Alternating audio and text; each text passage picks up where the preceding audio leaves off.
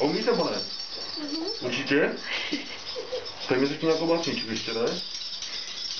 Mikuláši, Mikuláši, kdo to tady děti slasí, kdo to zincí řetězem a prostavoucta sam, rohatý, rohatý, s kozicham a z napaty, rohatý, rohatý, černý zapatý.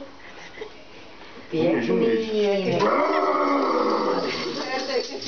Milánka neberem. Milánka, zlobíš maminku? Zlobíš maminku? Jestli ne, tak my to tady nalistujeme na druhé stránce, my se podíváme. Když tak si tě černý... trošku zlobí, ale... On nebude... Ne, nebude zlobit.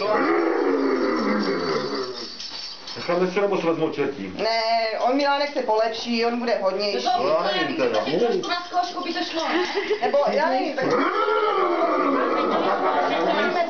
A tak... Máme zkusit pytel.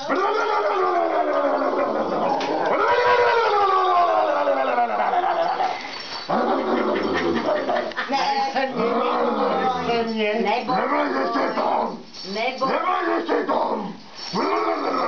Asi málo zlobil.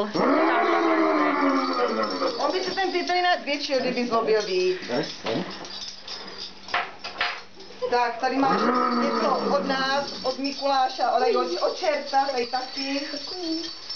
A tady něco pro Sáru. Kde máš sestřičku? Ta spí, tak dáš Ona to? uschla chudina, teď na vás čekala. Tak, A ta spí.